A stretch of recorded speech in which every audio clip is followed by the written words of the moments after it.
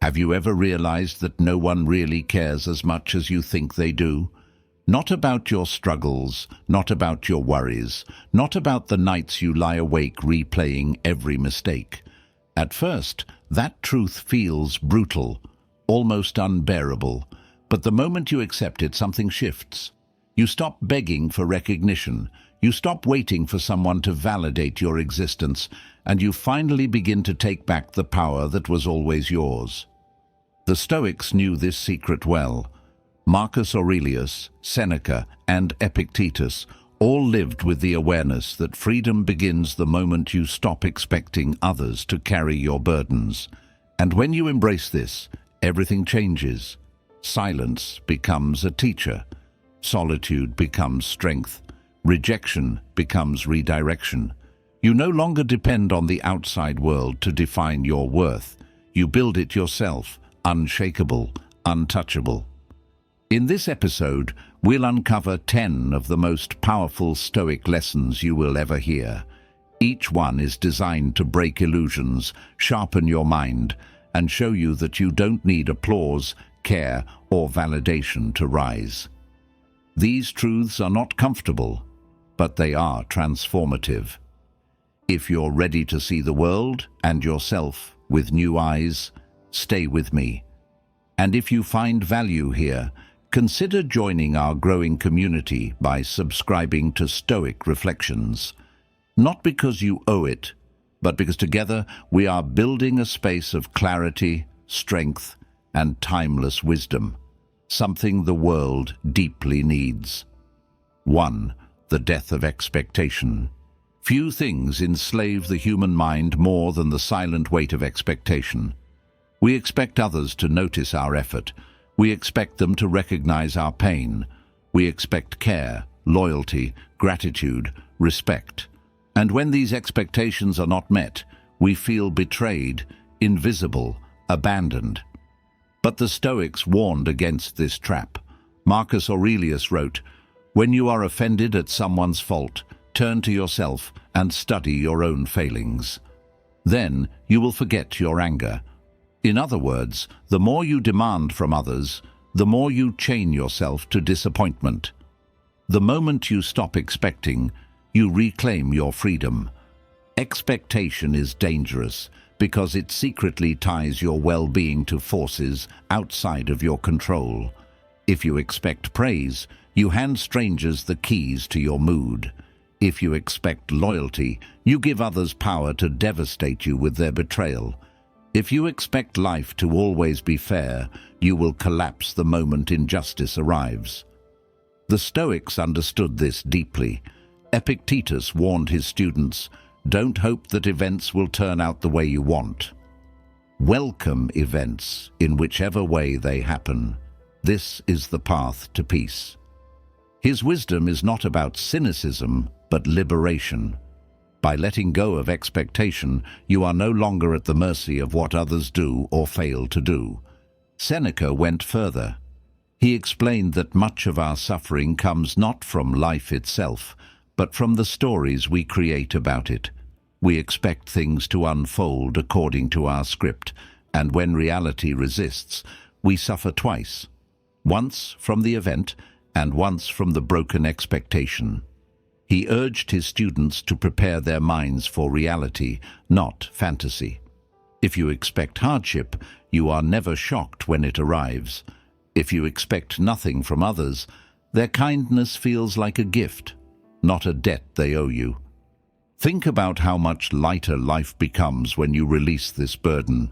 When you stop expecting people to read your mind, their silence no longer feels cruel.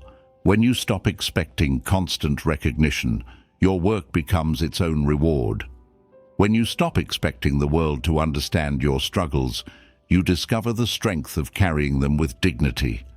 This is the death of expectation, not the death of hope or effort, but the end of illusions that keep you weak. Marcus Aurelius trained himself to practice this daily. He reminded himself in the morning that he would meet people who are selfish, arrogant, ungrateful, and deceitful. By expecting this, he was never caught off guard. He could respond with patience instead of anger, with calm instead of disappointment. His wisdom was simple. If you expect reality to be what it is, you are never betrayed by it. Practical application begins with awareness. Write down the expectations that secretly rule you. Do you expect friends to check in without being asked? Do you expect the world to reward your effort immediately? Do you expect life to feel fair? Then challenge each one. Ask yourself, is this within my control? If not, release it. Replace expectation with acceptance and notice how your inner state shifts. Instead of thinking, they should have treated me better, think, they acted according to who they are. My peace does not depend on them. This shift is the beginning of freedom. The death of expectation does not make you cold, it makes you free. You can still love people deeply, but without chaining yourself to their behavior. You can still work with passion, but without demanding constant validation. You can still hope for good outcomes, but without collapsing when setbacks arrive. You live lighter, stronger, steadier. So remember this: expectation is self-inflicted suffering. The more you demand from others, the weaker you become. The moment you stop waiting for anyone to save you, notice you, or applaud you, is the moment you reclaim your power. That is the true death of expectation and the birth of freedom. 2. Silence becomes your teacher. When you first discover that no one is coming to save you, the realization feels harsh. The silence of the world, the lack of applause, the absence of someone rushing to comfort you, it can feel like abandonment. But the Stoics remind us that silence is not cruelty. Silence is the arena where your strength is tested and your wisdom is born. Epictetus said, "When someone is properly grounded in life, they shouldn't have to look outside themselves for approval." What he meant is that silence is not emptiness. It is an invitation to build resilience within. We often believe that we learn best when surrounded by voices, teachers, friends, mentors, supporters. But too much noise drowns out the most important voice, your own. Marcus Aurelius frequently wrote to himself in solitude, not seeking answers from others, but drawing wisdom from silence. He reminded himself that life is short, that people will act according to their own nature, and that peace depends on mastering his inner dialogue.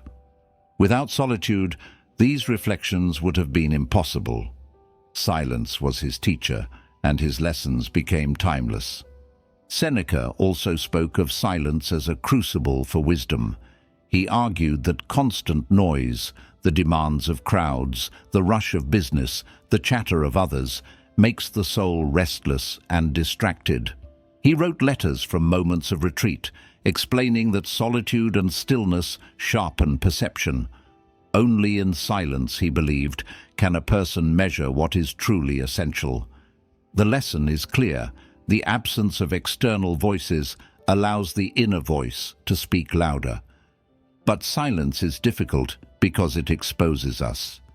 In the quiet, we can no longer run from our fears, regrets, or insecurities. Many people avoid solitude because they are terrified of facing themselves.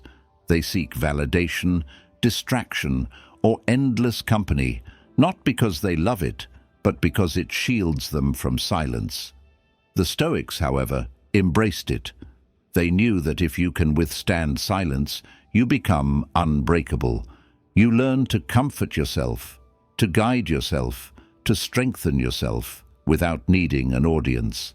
This is why Epictetus told his students not to depend on others to make them whole. He said, "If you want to be independent, do not wish for things that depend on others." Silence trains this independence. When no one applauds, you must applaud yourself.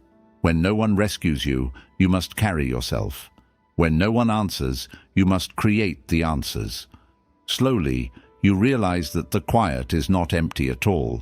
It is full of possibility. Practical application begins with embracing solitude instead of running from it. Set aside moments each day where you sit with silence. No phone, no noise, no distractions. Reflect on your thoughts. Ask yourself, what do I fear?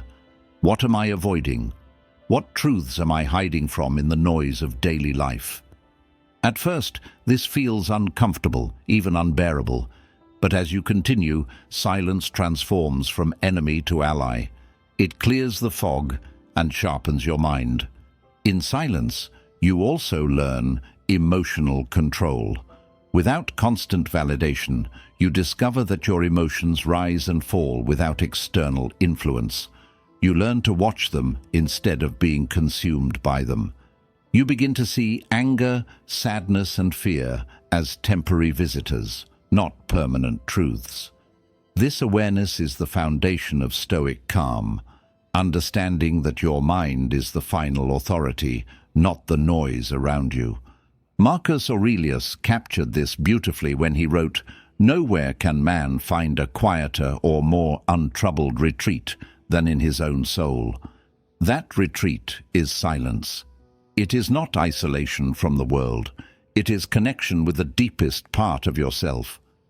From that connection comes strength, clarity, and unshakable peace. So remember this: silence is not punishment. It is preparation.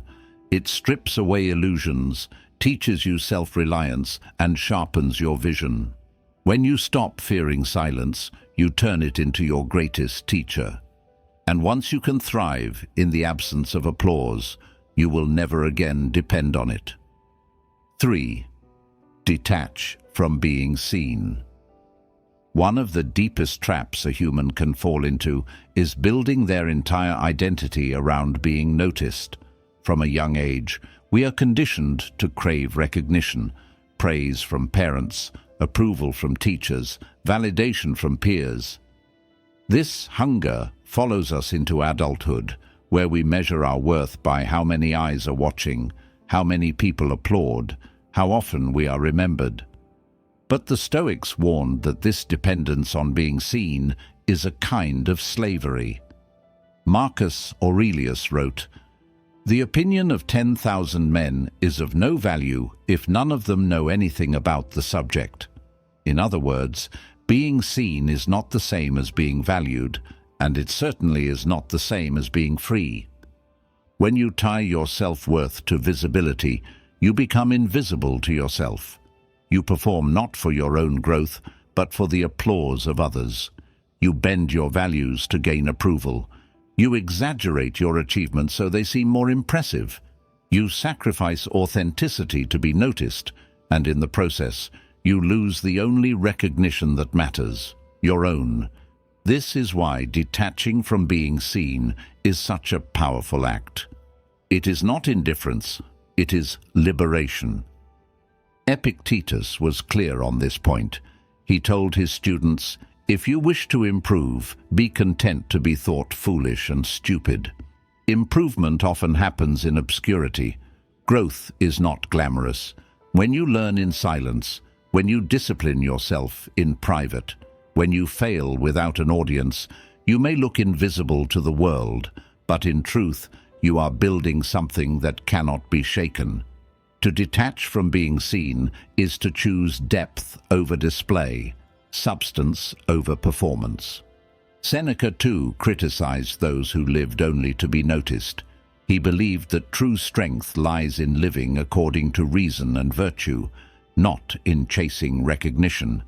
He wrote, "It is not the man who has too little, but the man who craves more that is poor."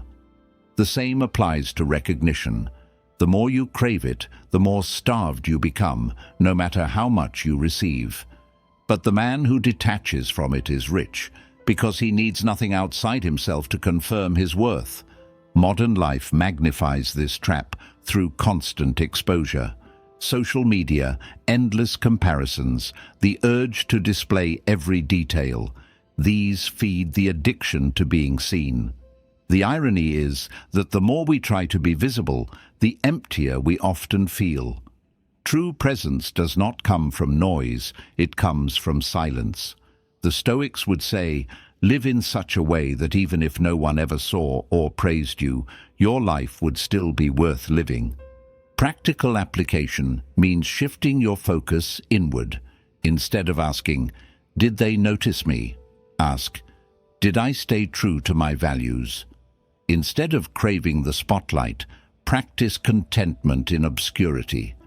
Train yourself to find satisfaction in private victories. The workout no one applauded, the promise you kept to yourself, the moment you resisted anger when no one was watching. These acts may be invisible to others, but they are the bricks that build your character. Detaching from being seen also protects you from manipulation. When people know you crave recognition, they can control you with it, giving or withholding approval to bend your behavior. But when you no longer depend on it, you become untouchable. Your worth is no longer in their hands, it is in your actions. You live not for their eyes, but for your own soul.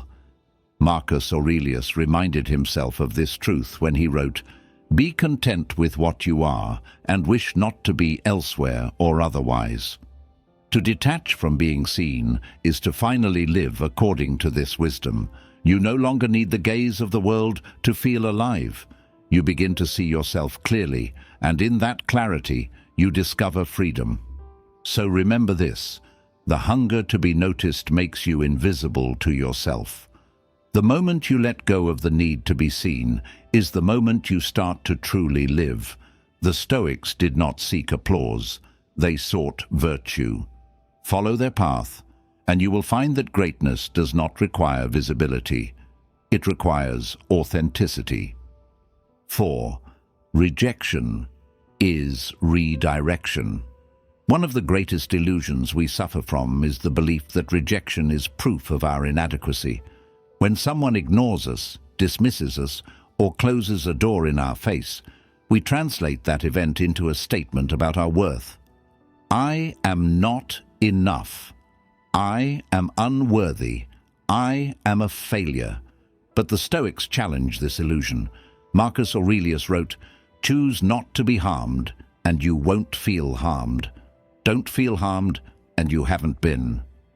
What he meant is that rejection itself is neutral. It does not wound you unless you decide to interpret it as a wound. The Stoics saw rejection not as a final judgment, but as information. It shows you where your energy does not belong, where your path must shift, where your strength must be redirected. Seneca, reflecting on the blows of fortune, reminded his students that setbacks are not punishments, but training.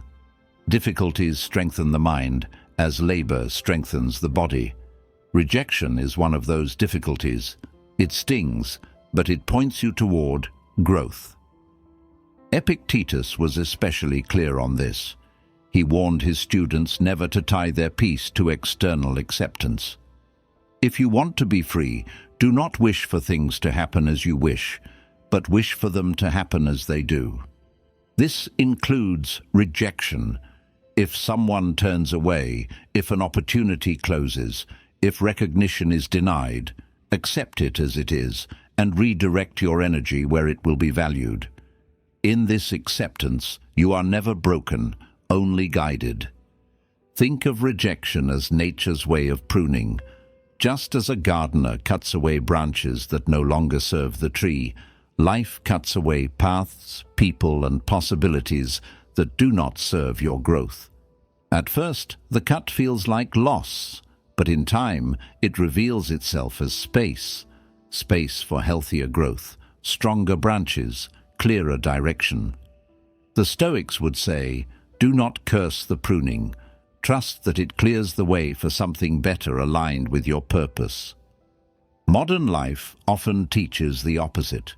We are told that rejection defines us, that being ignored is humiliation, that closed doors are failures. But this mindset keeps people paralyzed, clinging to places where they are not respected, begging for recognition where it will never come. The Stoics remind us, rejection is not the end of your path. It is the signpost pointing you to a better one. Practical application begins with reframing the story you tell yourself. Instead of saying, "They didn't want me, I must be worthless," say, "This is not where I am meant to invest my energy." Instead of obsessing over why someone ignored you, ask, "Where should I redirect my time and strength?" Each rejection becomes a compass, guiding you toward better alignment. Marcus Aurelius embodied this mindset during constant political resistance. As emperor, he faced betrayal, criticism, and opposition, even from those closest to him. Yet he did not collapse under their rejection. He accepted it as part of life and focused his energy on fulfilling his duty. His greatness came not from being universally accepted, but from persisting where it mattered. Seneca offered similar advice.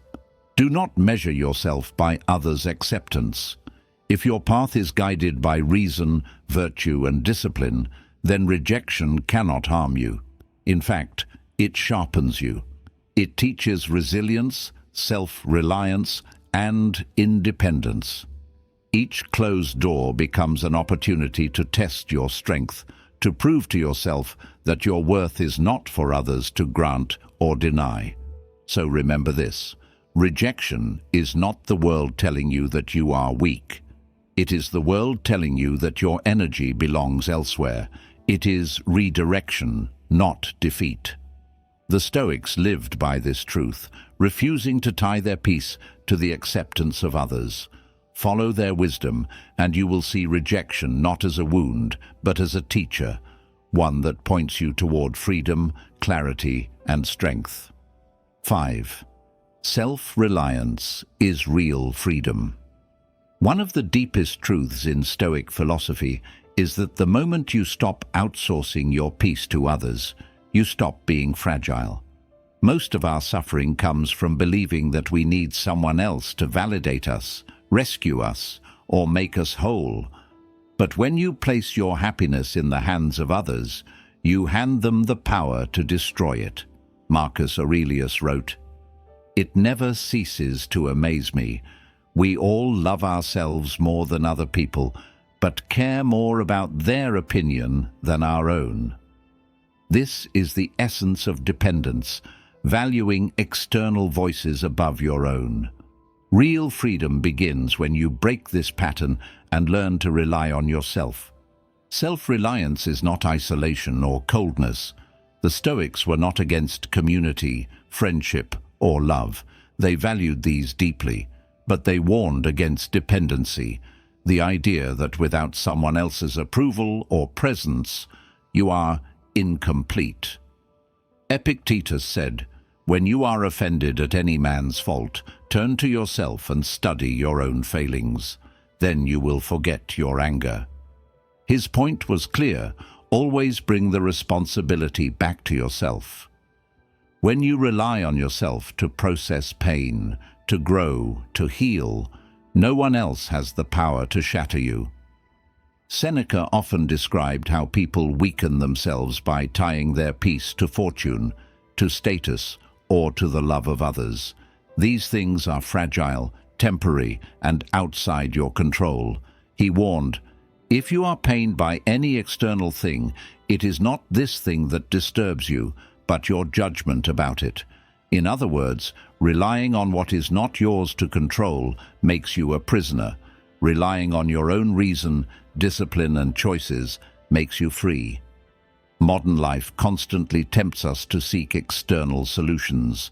We expect others to heal our wounds, to make us happy, to carry our burdens.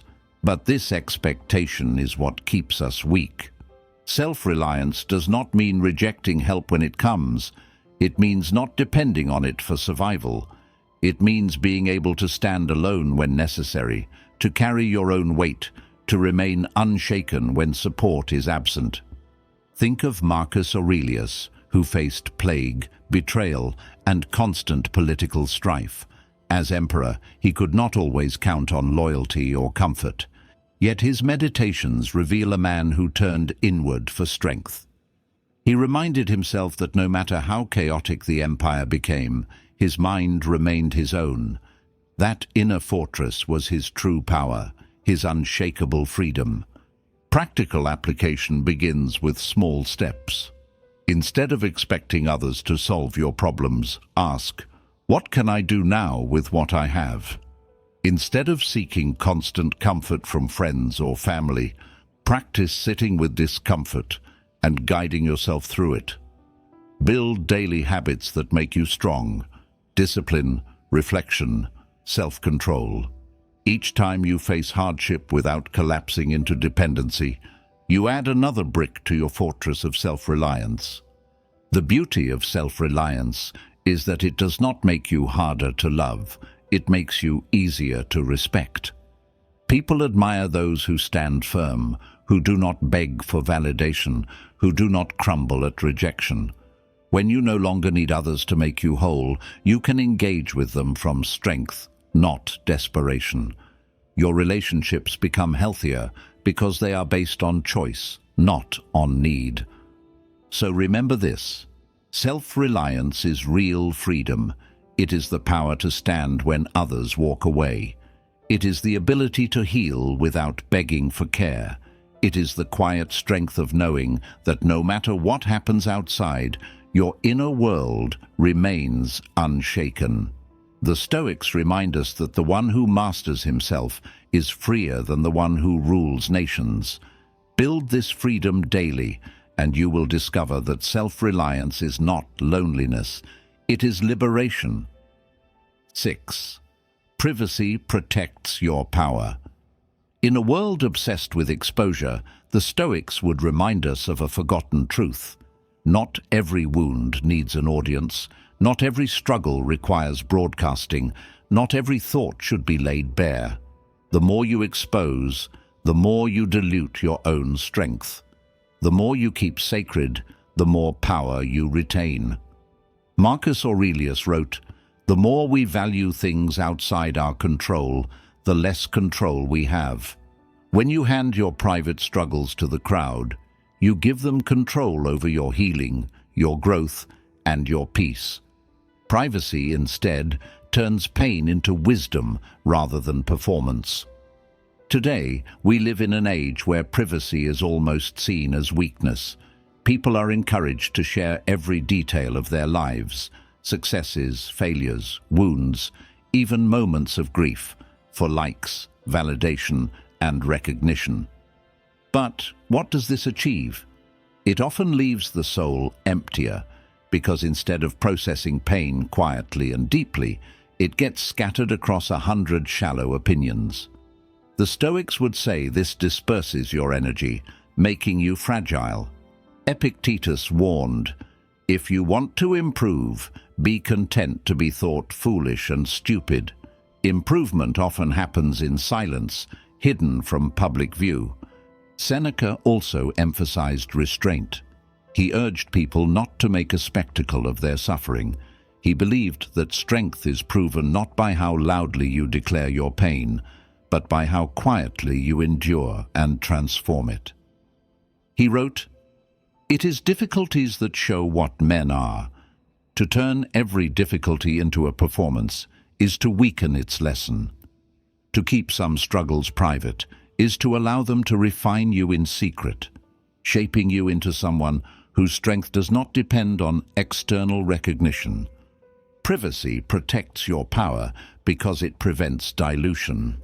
The more you scatter your inner life across the opinions of others, the less ownership you have of it. If you share every wound, others will judge it, question it, and perhaps even use it against you. But when you hold certain battles close, you retain control over their meaning. You decide how to transform them. You decide how they shape you. No one else. Practical application of this principle is simple but demanding. Stop oversharing.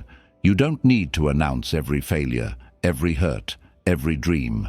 Choose carefully what you reveal and to whom.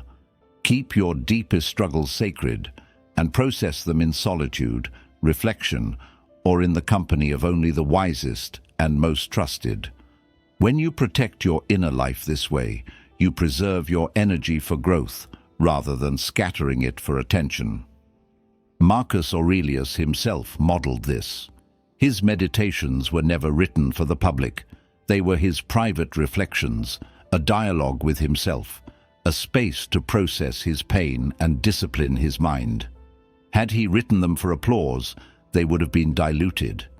Because he wrote them in privacy, their wisdom is raw, powerful, unfiltered.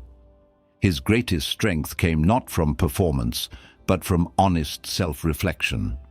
Privacy also builds mystery, and mystery commands respect. When others cannot read your every thought, when they cannot predict your every move, your presence grows stronger. You are no longer desperate to be understood, and paradoxically, this makes you more respected. Quiet power is greater than noisy weakness. So remember, not everything needs to be said. Not every pain needs to be displayed. Not every victory needs to be shouted. Privacy protects your power. It keeps your energy concentrated, your dignity intact, and your growth authentic. The Stoics remind us that strength is proven not in how loudly you share your wounds, but in how silently you transform them into wisdom. 7. Solitude transforms you. At first, solitude feels like exile, the absence of company, the silence of empty rooms, the realization that no one is coming to fill the void. It can feel unbearable. But the Stoics knew that solitude, when embraced with intention, is not punishment. It is a furnace that burns away weakness and reveals clarity, resilience, and self-trust. Marcus Aurelius wrote, "Nowhere can man find a quieter or more untroubled retreat than in his own soul." What he meant is that solitude is not an absence of connection, it is the presence of yourself. And until you can be at peace alone, you will never be free among others. Most people fear solitude because it strips away distraction. Surrounded by others, you can avoid yourself. You can drown out your doubts with noise, cover your insecurities with attention, and escape your thoughts in constant activity. But when you are alone, there is no escape. You are forced to face your own mind. This is why so many run from solitude. They are terrified of meeting themselves. The Stoics, however, taught the opposite. Run towards solitude, because only there will you discover who you truly are. Seneca emphasized the power of retreat, not as withdrawal from life, but as renewal for the soul.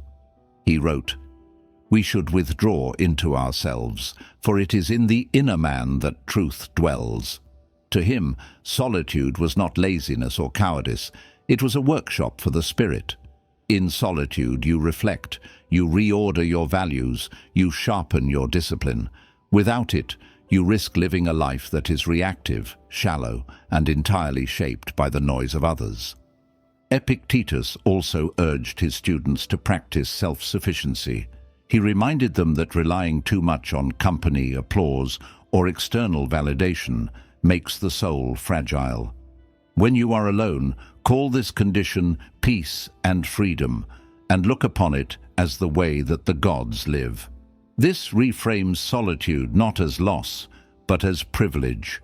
The gods do not need endless chatter or approval to feel whole. Why should you? But solitude must be intentional. Isolation without purpose can lead to bitterness or despair. The Stoics teach that solitude should be used as a time for training, disciplining your mind, reflecting on your actions, strengthening your self-mastery. When used this way, loneliness transforms into clarity. You stop fearing silence and begin listening to the wisdom hidden within it. Practical application means deliberately creating space for solitude in your daily life. Turn off distractions, step away from noise, spend time journaling, reflecting, or simply sitting with your thoughts. At first, it may feel uncomfortable, even painful, because you will encounter the parts of yourself you usually avoid. But with practice, solitude becomes the strongest foundation you have. It teaches you that you are capable of carrying yourself, that you can endure silence without breaking, that you can be your own anchor when the world feels unstable. Marcus Aurelius, despite being emperor of Rome, carved out time for solitude in the midst of war, politics, and chaos. His meditations are proof of this discipline. They are not grand speeches or public declarations. They are quiet conversations with himself. In those moments of solitude, he refined his strength, anchored his purpose, and kept his sanity intact. If solitude could transform the most powerful man in the world, it can transform you too. So remember, solitude is not exile. It is transformation. Loneliness may sting at first, but if you embrace it, it becomes clarity, strength, and self-trust. The one who learns to stand firmly in solitude becomes unshakable in company. The one who fears being alone will always be dependent, fragile, and at the mercy of others. The Stoics remind us that solitude, far from being a curse, is one of life's greatest teachers, if you have the courage to enter it. 8. The old self must die. There comes a point in every life where the person you have been can no longer take you where you need to go. The version of you that craved approval, that lived for recognition, that depended on being noticed. This self is outdated. It was built on fragility, on illusions, on chains. To grow into freedom, that old self must die. The Stoics understood this not as a dramatic event, but as a daily shedding of weakness. Marcus Aurelius reminded himself, constantly regard the universe as one living being. Constantly regard yourself as a limb of this being. In other words, you must evolve with life's flow, letting go of the smaller self that clings to comfort and validation. Seneca described life as a process of continual rebirth. Each day, he wrote, is a new life. And with each new life, the old habits, illusions, and weaknesses must be left behind. If you cling to them, you suffer. If you release them, you evolve. The person you were yesterday may have been addicted to the opinions of others. The person you are today can begin the work of independence. The person you will be tomorrow, if you persist, will be unshakable.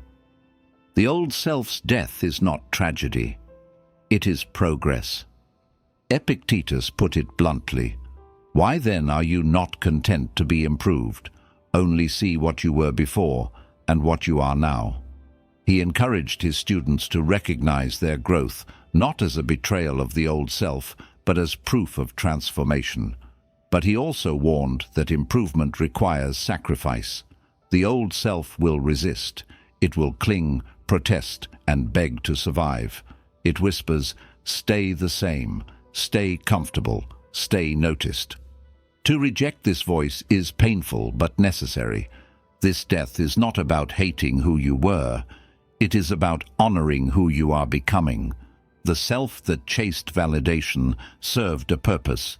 It kept you alive. It helped you navigate early struggles. But now it is too small. The Stoics teach that clinging to it is like refusing to leave childhood toys behind. Growth demands maturity, and maturity demands letting go. Practical application begins with honest reflection. Ask yourself, which parts of me are no longer serving me? Which habits, beliefs, or attachments keep me fragile? Write them down. Then, consciously practice releasing them. For example, if you habitually seek praise, resist the urge and let your actions stand alone. If you depend on constant company, spend time in solitude. If you fear disapproval, expose yourself to it without retreat.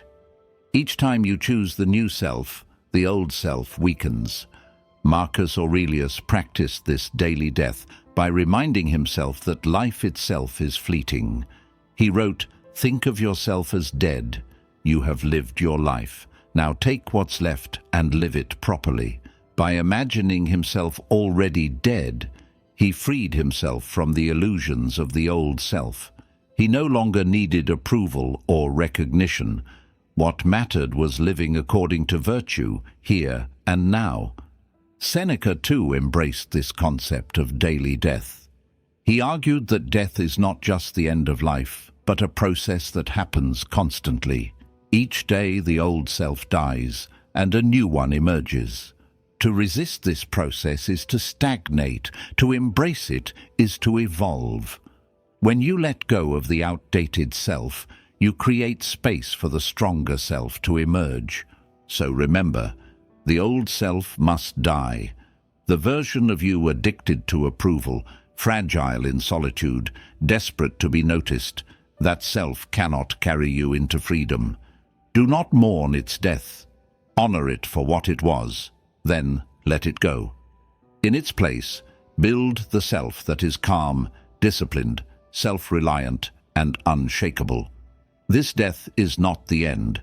It is the beginning of who you were always meant to be. 9. Quiet power is unstoppable. In a world where everyone is shouting to be noticed, there is something magnetic about the one who stays calm, steady, and silent. The Stoics understood that true authority does not need noise. It does not demand attention, it commands it. Marcus Aurelius ruled the most powerful empire on earth, yet his writings are not filled with boasts or declarations of strength. Instead, they reveal a man who sought calm, reason, and restraint. His power was not in his words, but in his presence. That is the essence of quiet power, and once you embrace it, you become unstoppable. Noise is often a disguise for insecurity. People who constantly explain, defend, or advertise themselves do so because they are unsure of their worth. They confuse volume with strength. But Seneca warned that the wise do not need to prove themselves through noise. He wrote, "We should conduct ourselves not by words, but by deeds." When your actions align with virtue, when your discipline is visible in how you live, you no longer need to shout. Your life speaks for itself. Epictetus was even more direct. He told his students, "Don't explain your philosophy, embody it." Quiet power is this embodiment. It is walking through life with such integrity and steadiness that you radiate authority without effort. You don't have to defend your choices or beg for respect. Your calm composure earns it naturally. The more you practice restraint, the more people listen when you finally do speak, because they know your words are not wasted. Quiet power is also unshakable because it does not depend on others. Noise seeks validation, applause, recognition, agreement. Silence, on the other hand, draws its strength from within. When you no longer need to be seen or heard constantly, you become untouchable. Insults lose their sting, criticism loses its control, and rejection becomes irrelevant. You are not weakened by noise because you do not depend on it. Think of water flowing steadily through stone. It does not roar, it does not announce itself. Yet over time it carves canyons, reshapes landscapes, and proves its strength in silence. This is what quiet power looks like in a human life. A disciplined routine followed daily, a calm response to provocation, a steady pursuit of growth. These silent acts reshape character more powerfully than any outburst ever could. Practical application means practicing restraint. When you are insulted, resist the urge to respond with equal noise. When you are overlooked, resist the urge to advertise yourself. Instead, let your actions continue to build proof. Over time, those who ignored you will be unable to deny the authority you have built in silence. Quiet power is patient. It does not chase recognition, but it always earns it. Marcus Aurelius modeled this during times of political chaos. While others schemed, shouted, and sought to dominate through aggression, he maintained calm and composure. His authority did not come from dramatic speeches, but from his steadiness under pressure. His enemies respected him not because of noise, but because of the quiet power that radiated from his discipline. The paradox of quiet power is that the less you demand attention, the more you attract it. People are naturally drawn to those who cannot be shaken, who do not beg for recognition, who do not need to prove themselves with noise. This is why quiet power is unstoppable. It is built on substance, not performance. So remember this: noise fades, but quiet authority endures. Do not waste your energy performing for attention. Build your strength in silence. Let your calmness become your shield, and let your actions speak louder than any words. The Stoics remind us that true power does not shout, it radiates, and once you embody this, nothing outside of you can shake it. 10. You don't need to be seen to be great. One of the most liberating Stoic truths is that greatness does not require an audience. In fact, the need to be seen is often what prevents true greatness from ever forming. Marcus Aurelius reminded himself often that fame is fleeting, writing, "All is ephemeral, fame and the famous as well." The applause of today is forgotten tomorrow. Entire empires have crumbled, their rulers' names erased by time. If greatness depended on being remembered or noticed, then almost every human life would be meaningless. But the Stoics taught the opposite. Greatness is measured not by recognition, but by virtue, by who you become when no one is watching. The desire to be seen is seductive. It whispers that if only people notice you, your life will finally matter. It pushes you to perform rather than to live, to seek recognition rather than truth. Seneca warned against this hunger, saying, "What is the worth of a man if he stands in need of witnesses to be valued?" In other words, if your greatness only exists when others see it, it is fragile. True greatness exists in silence, in private, in the consistency of your daily actions. Epictetus was even harsher in his advice. He told his students not to live for the eyes of others, but to live in accordance with nature and reason. If you wish to be a writer, write. If you wish to be a philosopher, live as one. Notice he did not say, "Be acknowledged as one." He meant that greatness is self-contained. You are great the moment your actions align with virtue, whether anyone notices or not. Think of a seed planted deep in the soil. It is unseen for months, hidden in darkness, yet it is there that its strength is built. The roots grow, the foundation deepens, and only later does the tree emerge. But the greatness of that tree did not begin when it was seen. It began in the unseen work below the surface. So it is with you. Your unseen efforts, your quiet discipline, your private victories, these are where your greatness is truly born. Modern culture trains us to believe the opposite. We are taught that visibility is the same as worth. Followers, likes, applause, these are the counterfeit currencies of greatness. But they are fragile, and the soul that depends on them is always poor. The Stoics remind us that you do not need to be visible to be valuable. A life lived with integrity, wisdom, and discipline has greatness, even if the world never claps. Practical application begins with reframing your goals. Instead of asking, "Will they notice me?" ask, "Am I living in alignment with my values?" Instead of craving recognition, practice contentment in obscurity. Write the book, even if no one reads it. Train your body, even if no one sees the results. Reflect daily, even if no one applauds your wisdom. These acts are not wasted. They are the roots of greatness. Marcus Aurelius himself never wrote his meditations to be published or celebrated. They were private notes to himself, exercises in philosophy, tools for survival. He did not need to be seen to be great.